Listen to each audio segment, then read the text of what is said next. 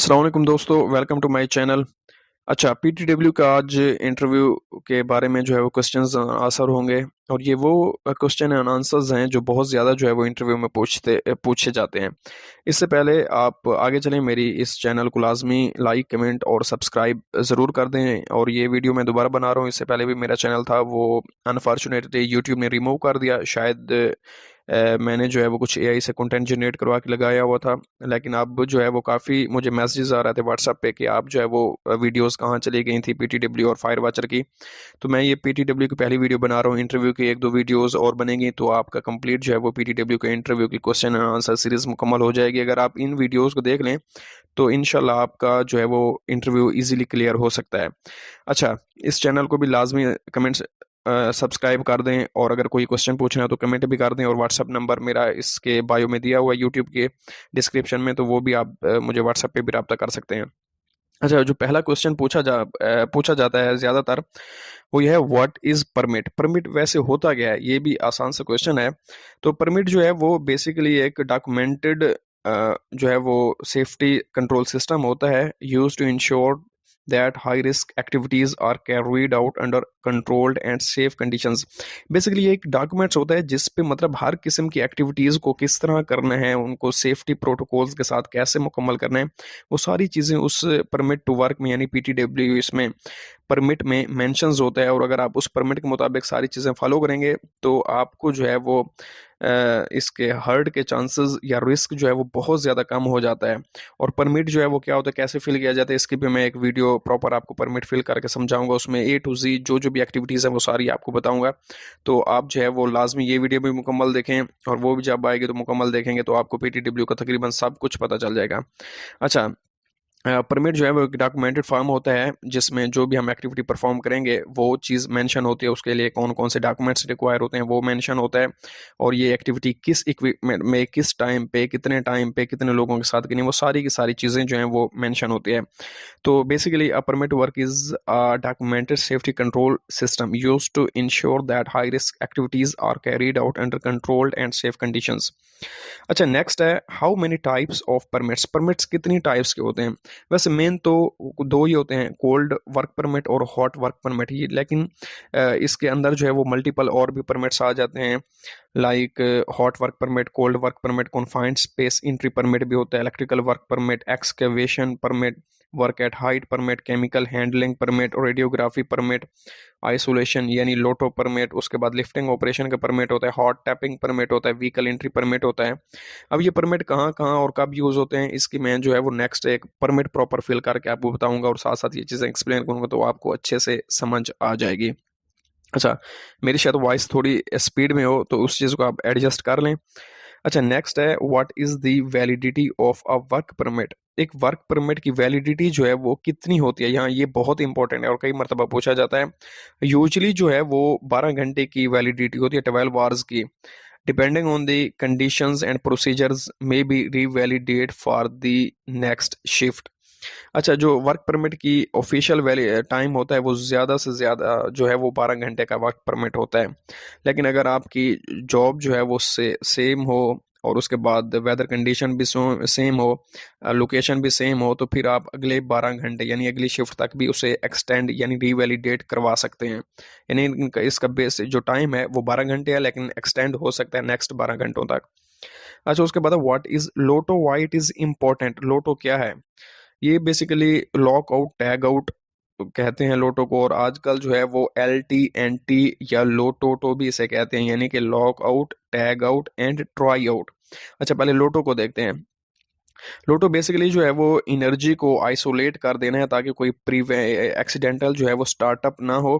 ये वर्कर्स को जो है वो इलेक्ट्रिकल, मैकेनिकल, हाइड्रोलिक या न्यूमेटिक जो हैजर्ड्स होते हैं उनसे बचाता है। फॉर एग्जांपल, आपने एक मोटर पे जो है लोटो अप्लाई नहीं किया लेकिन आप काम कर रहे हैं, तो अचानक आपने बटन तो बंद कर दिया, लेकिन अगर कोई और बंदा आता है वो समझता है कि मोटर क्यों बंद है, इसे चलानी चाहिए, वो बटन को अगर दबाता है, आप तो मोटर पे काम कर रहे हो, तो आपको जो है वो उधर बहुत ज़्यादा शदीद एक्सीडेंट होने का चांसेस है। तो इस वजह से लोटो किया जाता है।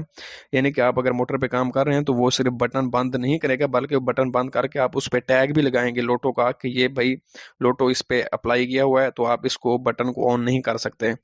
और प्रॉपर एनर्जी आइसोलेट करना ज़रूरी है।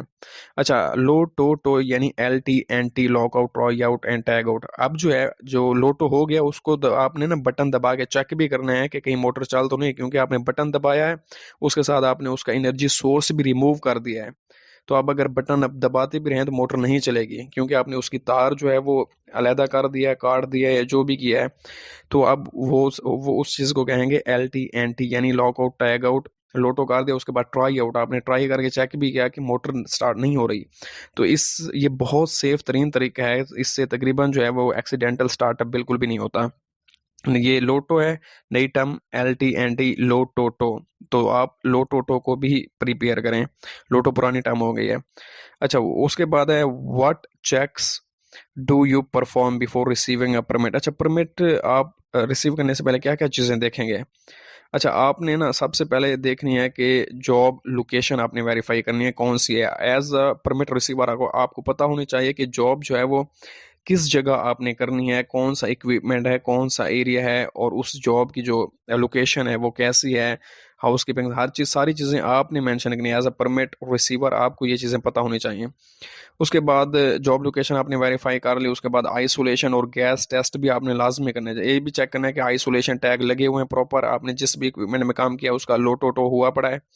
उसके बाद आप अगर कोई मतलब के हॉट वर्क एक्टिविटी है तो आपने गैस टेस्ट लाजमी परफॉर्म करना है, ताकि आपको पता चले कि उनकी क्या रेंज आ रही है। उसके बाद इंश्योर बैरिकेड एंड साइन, उसके बाद आपने बैरिकेशन भी करनी है, साइनेज भी लगाने हैं, इंफॉर्मेशन टैग भी लगाने हैं कि आप कौन सी एक्टिविटी परफॉर्म कर रहे हैं। उसके बाद PP आपने सोचना है कि कौन कौन से इस जॉब से रिलेटेड PP रिक्वायर है। फॉर एग्जांपल हम ये कर रहे हैं, क्या कहते हैं, कोई भी हम एक्टिविटी कर रहे हैं, लाइक हम इंसुलेशन कर रहे हैं, इंसुलेशन में PPs जो हैं वो एक डिस्पोजेबल कवर ऑल भी चाहिए होता है। उसके बाद ग्लव्स हों, बाकी simple PPs, safety helmet, goggles, ये तो नॉर्मल हो गए शूज़। लेकिन एक्स्ट्रा जो हैं वो ये चाहिए होता है, डिस्पोजेबल कवर ऑल हो गया। उसके बाद और भी एक दो चीज़ें हैं वो आपके पास अगर हैं तो आप, हाँ, डस्ट मास्क प्रॉपर और डिस्पोजेबल कवर ऑल, ये दो बहुत ज़्यादा ज़रूरी हैं इंसुलेशन में।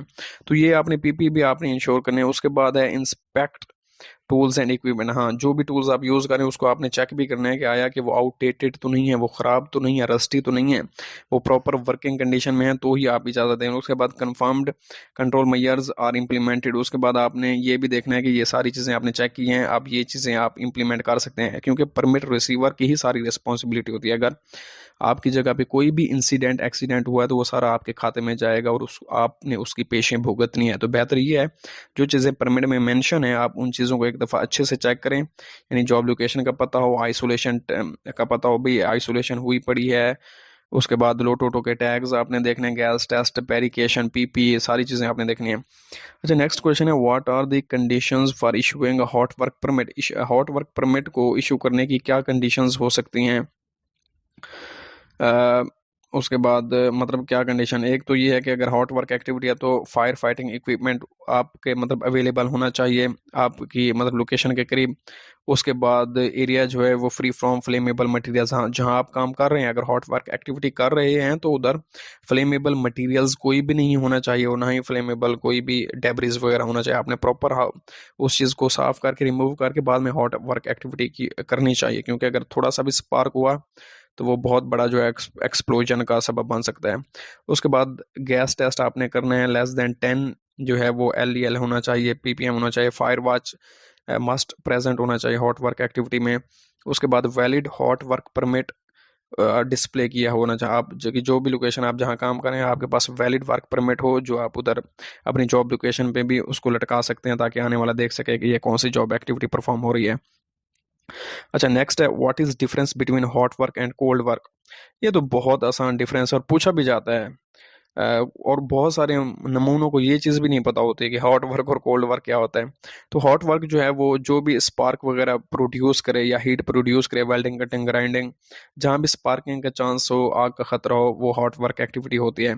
और कोल्ड वर्क जो है वो इग्निशन सोर्स बिल्कुल भी वो नहीं करता, पैदा करता, तो ये कोल्ड वर्क होता है। फॉर एग्जाम्पल हॉट वर्क की अगर हम बात करें, हमने ड्रिल मशीन यूज़ की है या क्रेन यूज़ कर रहे हैं, मशीन या लिफ्टर यूज़ कर रहे हैं, ये तो कंटेंट हॉट वर्क में आते हैं क्योंकि स्पार्किंग इनके अंदर होती है। अगर हम कटिंग वेल्डिंग ग्राइंडिंग कर रहे हैं तो ये ओपन जो है वो स्पार्किंग होती है, तो ये हॉट वर्क एक्टिविटी में आती हैं। उसके बाद कोल्ड वर्क में जैसे लिखा हुआ है पेंटिंग है, बोल्टिंग भी कोल्ड वर्क में है, उसके बाद स्कैफोल्डिंग कोल्ड वर्क में, और भी बहुत सारी एक्टिविटीज़ कोल्ड वर्क में आती हैं।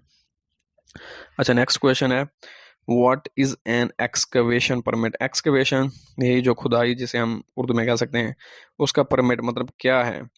जो permit required for any digging to ensure underground utilities gas lines and cables are protected. जो एक्सकवेशन का परमिट जो है वो जो देता है परमिट इश्योर, वो ये चीज़ें इंश्योर करता है कि जहाँ भी ये डिगिंग हो रही है उसके नीचे जो है वो कोई यूटिलिटीज़ की लाइंस, गैस लाइंस या कोई केबल्स नहीं होनी चाहिए। तो इस चीज़ को एक्सकवेशन परमिट कहते हैं। उसके बाद what is importance of JSA job safety analysis. ये JSA बहुत ज़्यादा इंपॉर्टेंट है, इसकी ऑलरेडी मैंने वीडियोस भी बना ली है एक शॉर्ट के कैसे आपने JSA करना है। बेसिकली जॉब सेफ्टी एनालिसिस है, ये break down job into steps, identify hazards and define control measures ensure safe excavation। Basically जो भी आप काम कर रहे हैं उसको स्टेप्स में ये जो है वो करता है, ब्रेक डाउन करता है। उसके बाद हैज़र्ड्स उसके आइडेंटिफाई करता है कि कौन कौन से हमारी हैज़र्ड्स इस जॉब से रिलेटेड हो सकते हैं। उसके बाद कंट्रोल मेजर्स उसके देखते हैं। अगर एग्जांपल हम देखें JSA आइडेंटिफाई दी हैज़र्ड्स, हम कर रहे हैं फॉर एग्जांपल के इंसुलेशन कर रहे हैं या फिर पेंटिंग कोई भी कर रहे हैं, इंसुलेशन कर रहे हैं। इंसुलेशन में आप क्या क्या आपको हैज़र्ड्स हो सकते हैं। सबसे पहले आप ये सोचेंगे इंसुलेशन में हैज़र्ड्स क्या हैं। इंसुलेशन का जो हम रॉक वूल यूज़ कर रहे हैं वो जो है वो बहुत नुकसानदेह है और लॉन्ग टर्म जो है वो आपकी इम्यूनिटी को ज़ाया कर सकता है, या उसकी जो अगर रॉक वूल आपके हाथ में लगता है, डायरेक्ट आपकी जल्द पे लगता है, तो वो इचिंग यानी खारिश बहुत ज़्यादा पैदा करता है। तो ये तो हो गया उसके हैज़र्ड्स। कंट्रोल मेजर क्या है, कंट्रोल मेजर्स यही हैं कि आप प्रॉपर जो है वो डस्ट मास्क यूज़ करें, डिस्पोजेबल कवरऑल यूज़ करें, आप जो है वो प्रॉपर ग्लव्स यूज़ करें, और सेफ्टी जो है वो हेलमेट तो है ही है, आप गोगल्स जो है वो प्रॉपर यूज़ करें ताकि उसका थोड़ा सा ज़रा भी आपकी आंख में ना जाए। तो ये है बेसिकली JSA, यानी कि जॉब को हमने स्टेप्स में ब्रेक डाउन किया कि इस जॉब में हमने लोकेशन देखनी है, लोकेशन पे क्या क्या मतलब कि हैज़र्ड्स हैं, लोकेशन साफ़ है, सब कुछ एरिया साफ़ है। उसके बाद हैज़र्ड्स हमारी जॉब से रिलेटेड कौन कौन से हैं और उनको हमने कैसे कंट्रोल करना है। अच्छा, नेक्स्ट है what is gas testing, why it is important. Gas testing क्या है। गैस टेस्टिंग बहुत ज़्यादा इंपॉर्टेंट है, क्यों ये रिक्वायर होती है। अच्छा, गैस टेस्टिंग बेसिकली ये इंश्योर करती है कि हमारा जो एटमॉस्फेयर है वो सेफ़ है, स्पेशली कन्फाइंड स्पेस में ये हॉट वर्क एक्टिविटी जब हम करते हैं तो ये बहुत ज़्यादा ज़रूरी होते हैं। और गैस टेस्ट में बेसिकली जिन चीज़ों में हमारा फोकस होता है वो ऑक्सीजन लेवल, यानी कि 19.5 टू 23.5 इसके दरमियान है तो काम ठीक है। उसके बाद flammable gases LEL lower explosive limit आपने चेक करनी है फ्लेमेबल गैसेस की, अगर वो लिमिट से ऊपर या नीचे हो तो वो भी डेंजरस सिचुएशन है। और टॉक्सिक गैसेस हाइड्रोजन सल्फाइड या कार्बन मोनोऑक्साइड, ये भी जो है वो गैस डिटेक्टर हमें बताता है। तो गैस डिटेक्टर में 4-5 चीज़ें होती हैं, तो मतलब कि ऑक्सीजन लेवल होता है, फ्लेमेबल गैसेस LEL होती हैं, हाइड्रोजन सल्फाइड, कार्बन मोनोऑक्साइड और PID, ये 5 चीज़ें होती हैं। और ये अगर स्टैंडर्ड्स के मुताबिक ना हो, उस लिमिट में ना हो, तो मतलब कोई डेंजरस सिचुएशन है। तो ये गैस बहुत हॉट वर्क एक्टिविटी में कॉन्फाइंड्स में बहुत ज़्यादा इंपॉर्टेंट है। इसके बगैर अगर आप काम करते हैं तो समझो कि आपके एक्सीडेंट के चांसेस मैक्सिमम हो जाते हैं। अच्छा, उसके बाद what are the oxygen limits for safe entry. तो सिंपल है 19.5 टू 23.5, ये हर किसी को पता है, ये सेफ है। अच्छा, उसके बाद है what do you do if the work becomes unsafe. अगर वर्क अनसेफ होता है तो आपने जो है वो काम बंद कर देना है और अपने जो है वो इश्यूअर को बताना है, अपने सुपरवाइज़र को बताना है। तो stop the work immediately, inform supervisor and issuer and reassess the permit. हाँ, जब भी आप मतलब अनसेफ कंडीशंस में अपना काम बंद करेंगे, आप जो है वो जल्दी में ही काम बंद करेंगे, जैसे आपकी मतलब वेदर कंडीशंस चेंज हों या आपको पता लगे कि भाई सिचुएशन जो है वो अनसेफ है, काम बंद करें, सुपरवाइज़र को भी बताएं, अपने परमिट इश्यूअर को भी बताएं, और नेक्स्ट वही वो लाए अमल देंगे, हो सकता है वो परमिट रिवैलिडेट भी कर दें। उसके बाद what is your understanding of TBT। TBT क्या है।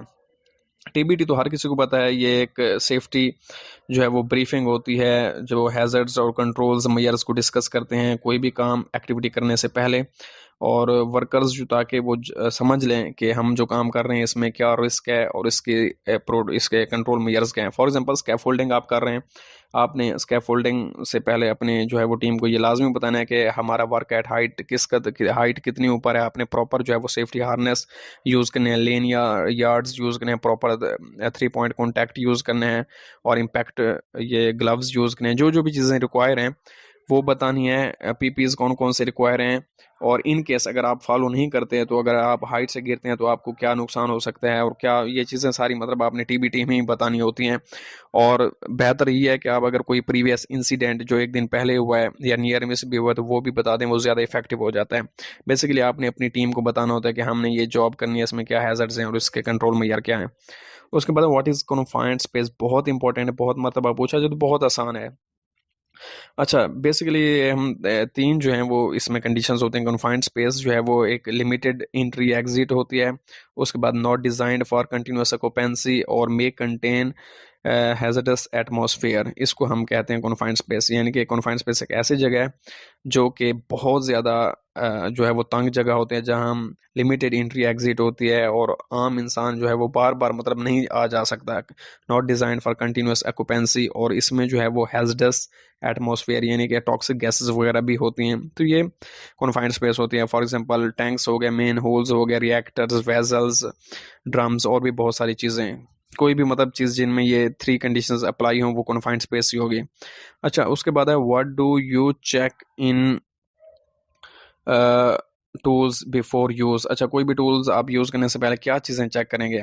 अच्छा, एक तो टूल्स की आपने कंडीशन चेक करनी है और सर्टिफिकेशन बहुत ज़्यादा इंपॉर्टेंट है। कोई भी आप एक्टिविटी परफॉर्म करेंगे जब आप गल्फ में होते हैं तो आपके परमिट में ही ये मेंशन होता है कि tools and equipment certificate. Condition तो आपने चेक कर ली, कंडीशन ऊपर नीचे हो सकती है, लेकिन सर्टिफिकेट अगर आपके पास है तो समझो कि आप सेफ हैं। सर्टिफिकेट प्रॉपर होना चाहिए और उसकी प्रॉपर जो है वो डेट भी होनी चाहिए। फॉर एग्जांपल 2 माह वैलिडिटी है, 3 माह वैलिडिटी है, उसके बाद वो सर्टिफिकेट जो है वो चेंज कर देते हैं, नेक्स्ट सर्टिफिकेट दे देते हैं। टूल्स की कंडीशन चेक करके वो क्लाइंट ही देता है। तो ये चीज़ें बहुत इंपॉर्टेंट हैं। कंडीशन आपने चेक करनी है टूल्स की, उसके बाद सर्टिफिकेशन चेक करनी है, उसके बाद ग्राउंडिंग यानी कि वो कोई नुकसान वगैरह तो नहीं है प्रॉपर, मतलब हम अगर इलेक्ट्रिकल इक्विपमेंट है, ड्रिल मशीन है तो हम उसे यूज़ कर सकते हैं, नहीं कोई करंट वगैरह का खतरा तो नहीं है। उसके बाद डैमेज फ्री केबल्स होनी चाहिए। हाँ, केबल्स जो हैं वो डैमेज फ्री हो, प्रॉपर उनकी इंसुलेशन केबल पे लगी हुई हो ताकि कोई करंट का खतरा ना हो। उसके बाद प्रॉपर रेटिंग भी उनकी होनी चाहिए। अच्छा, how do you ensure permit compliance at the work site, यानी कि आपने परमिट की जो जो भी चीज़ें रिक्वायर हैं वर्क साइट पे वो कैसे जो है वो इंश्योर करेंगे प्रॉपर हैं या कि। अच्छा, एक तो ये है कि keep the permit at the area site, आपका जो भी परमिट है जहां आप काम कर रहे हैं उसके उस पे ही आपके पास परमिट हर वक्त मौजूद होना चाहिए, उसी जगह पे जहां आप काम कर रहे हैं। उसके बाद वो जो जो भी परमिट पे कंट्रोल मेजर्स लिखे हुए हैं उनको फॉलो कराना चाहिए। सुपरवाइजर कंटिन्यूस आपने करनी चाहिए, मतलब यानी कि एज अ परमिट रिसीवर आप जो परफॉर्म करवा रहे हैं प्रॉपर जो है वो सुपरवाइजरशिप आपने करनी है, कंटिन्यूसली चीज़ों को मैनेज करना है, देखना है वर्कर प्रॉपर पीपीज के साथ प्रॉपर सही तरीके से काम कर रहे हैं या नहीं कर रहे हैं। बाज़ को वर्कर जो है वो अपना कोई पीपी उतार के बैठ जाते हैं, हैंड ग्लव्स उतार के बैठ जाते हैं या सेफ्टी गोगल्स उतार के बैठ जाते हैं। ये चीज़ें आपने इंश्योर करनी है। अगर कोई भी सेफ्टी ऑफिसर आपको पकड़ लेगा तो ये आपके वायलेशन में चला जाएगा। उसके बाद रीवैलिडेट और चेंजेस, अगर कोई अनसेफ कंडीशंस हो गई है या इमरजेंसी नाफिज हो गया, इमरजेंसी सिचुएशन आ गया, तो उसके बाद आपने परमिट को रीवैलिडेट या चेंज भी करवाना है ज़रूरी। अच्छा, नेक्स्ट क्वेश्चन है why should we hire you as a permit receiver. हाँ, ये भी इंपॉर्टेंट है कि हम आपको परमिट रिसीवर क्यों हायर करें भाई। अच्छा, उसके बाद आपने यही बताना है कि मेरा जो है वो अच्छा स्ट्रॉन्ग एक्सपीरियंस है पीटीडब्ल्यू सिस्टम से रिलेटेड, मुझे रिस्क का पता है, उनके कंट्रोल मेजर्स का पता है, मैं कम्युनिकेट भी कर सकता हूँ अपने वर्करों के साथ ईजिली और उन्हें जो है वो अच्छे तरीके से समझा सकता हूँ कि आपने कैसे जो है वो सेफ्टी को प्रॉपर फॉलो करना है, उन्हें स्ट्रिक्टली भी समझा सकता हूँ ताकि इंसिडेंट कम हो और वर्क एफिशिएंसी जो है वो बढ़े। ये आपने ही उसे इम्प्रेस करना है इंटरव्यूअर को कि I have strong experience in PTW systems, understand risk control measures, communicate clearly with work crew and ensure strict compliance with safety rules, reducing incidents and improving work efficiency. Good. अच्छा, उसके बाद which documents required for permits, permits के लिए कौन कौन से documents require होते हैं।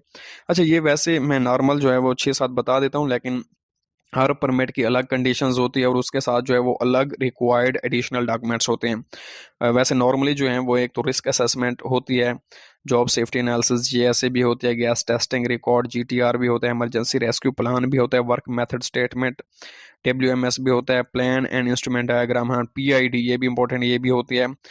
लेकिन काफ़ी सारे प्लांट्स पे जो है वो पे इसके बाद परमिट रिसीवर के पास ये चीज़ें नहीं भी होती। Tools and equipment inspection certificate ये बहुत इंपॉर्टेंट है और आपके पास हर वक्त होनी चाहिए जब आप परमिट लेंगे। तो जो जो टूल्स आप यूज़ करें उनकी सर्टिफिकेट होनी चाहिए। उसके बाद आइसोलेशन डी आइसोलेशन सर्टिफिकेट, लोटो सिस्टम, उसके बाद MSDS भी बहुत इंपॉर्टेंट ये भी आपके साथ होनी चाहिए। TBT रिकॉर्ड ये भी होना चाहिए। अदर सर्टिफिकेट भी अगर वो डिपेंड करता है कौन सी जॉब है, लेकिन इनमें से जो मस्ट आपके पास होने चाहिए, बेशक आप गल्फ में कहीं भी जॉब कर रहे हैं या पाकिस्तान में इंडिया में, आपके पास एक MSDS लाजमी होनी चाहिए उस काम की अगर रिक्वायर्ड है। तो उसके बाद आइसोले इसके tools and equipment inspection certificate होनी चाहिए, PID डायग्राम होने चाहिए, और JSA जॉब सेफ्टी एनालिसिस, ये 3-4 तो बहुत ज़्यादा रिक्वायर ज़रूरी है। उसके बाद बाकी जो है वो डिपेंडेंट है काम की सिचुएशन पे। अच्छा, नेक्स्ट है what are the main responsibilities of a work permit receiver. बहुत ही इंपॉर्टेंट है, as a work permit receiver आपकी रिस्पॉन्सिबिलिटीज क्या हैं। अच्छा, ये वैसे तो है कि आपने सबसे पहले तो आप परमिट को अंडरस्टैंड करें कि परमिट आप कौन सा किस जॉब का किस लोकेशन का ले रहे हैं। उसके बाद आपने परमिट को रीड भी करें, फुली अंडरस्टैंड करें, वर्क परमिट की कंडीशंस देखें, स्कोप ऑफ द वर्क देखें, उसके साथ हैजर्ड्स कौन से एसोसिएटेड हैं और कंट्रोल मेयर्स क्या कौन कौन से हैं, उसके साथ PPEs आप कौन कौन से लगाएंगे, clarify any immunities in the permit issuer, ठीक है। उसके बाद वर्क एरिया, सबसे पहले तो आपने मतलब जो भी आपको आपका सुपरवाइजर परमिट दे रहा है उस परमिट को आप सिंपल वे में आपको बताओ, उस परमिट को आप पढ़ें, चीज़ें अच्छे तरीके से समझें, कौन से जॉब कर रहे हैं, उसमें क्या क्या हैजर्ड्स आ सकते हैं, उनके कंट्रोल में यार क्या है। उसके बाद आप जाके एरिया चेक करें और प्रॉपर जो है वो अच्छे तरीके से अपना एरिया देखें, वहाँ कोई पोटेंशियल हैजर्ड्स वगैरह तो नहीं है, सारी चीज़ें मतलब ओके हैं उस लोकेशन पे, कोई लिक्विड कोई ऑयल वगैरह तो नहीं नीचे गिरा हुआ ताकि स्लिप ट्रिप से भी बचा जाए। तो हर तरह की ये लोकेशन की कंडीशंस भी आपने देखनी है। उसके बाद आइसोलेशन भी आपने कंफर्म करनी है कि जिस इक्विपमेंट पे आप काम कर रहे हैं उसका आइसोलेशन कंप्लीट हुई पड़ी है या नहीं, जो भी इक्विपमेंट है उनका प्रॉपर जो है वो लोटो टैग लगा हुआ है या नहीं। अच्छा, उसके बाद आपने जॉब करने से पहले आपने एक हल्की सी जो है वो TBT अपने वर्कर्स को दे देनी है, जो जो भी आपने मतलब परमिट पे जो चीज़ें मेंशन है, जो PPEs रिक्वायर हैं, जो हैजर्ड्स हैं और उनसे रिलेटेड सेफ्टी प्रिकॉशंस हैं। अच्छा, उसके बाद एक और चीज़ भी आपने देखनी है कि जो भी आप टूल्स वगैरह यूज़ कर रहे हैं वो प्रॉपर होने चाहिए, सही कंडीशन में हो और उनका टैग्स जो है वो लगा हुआ हो जो क्लाइंट की तरफ से दिया जाता है, और टूल्स इक्विपमेंट सर्टिफिकेट भी आपके पास होना चाहिए। अच्छा, उसके बाद जब आपने मतलब काम स्टार्ट कर दिया प्रॉपर, आपने कम्युनिके उस कंटिन्यूसली आपने अपनी जॉब को मॉनिटर भी करना है कि वर्कर जो है वो प्रॉपर तरीके से काम कर रहे हैं, PPEs के साथ सारी सेफ्टी प्रोटोकॉल्स ओके हैं या नहीं। और एट द एंड आपने जब परमिट क्लोज कराना है तो उसमें प्रॉपर हाउस कीपिंग आपने चेक करनी है, अपने एरिया की हाउस कीपिंग करा के वो जब आप परमिट इशूअर के पास जाके अपना क्लोज करा के परमिट की एक कॉपी अपने पास रखेंगे या अपने जो है वो सुपरवाइज़र को दे देंगे। तो बेसिकली ये जो है वो आपकी एज अ परमिट रिसीवर जो है रिस्पॉन्सिबिलिटीज़ हैं, यानी परमिट की कंडीशंस, परमिट आपने इशू करवाने जाना है तो परमिट की कंडीशंस आपने समझनी है, लोकेशन कौन से, इक्विपमेंट कौन सा काम है, उसके जो है वो हैजर्ड्स क्या हैं, कंट्रोल मेयर्स क्या हैं, रिक्वायर्ड PPEs क्या हैं, आपकी टीम कौन सी है, सारे अच्छे तरीके से काम करवा के आपने अपनी जो अब काम ख़त्म हो जाए प्रॉपर हाउस कीपिंग करा के आप वापस जाएंगे, ठीक है। उसके बाद HSC क्या है, व्हाट इज़ HSC।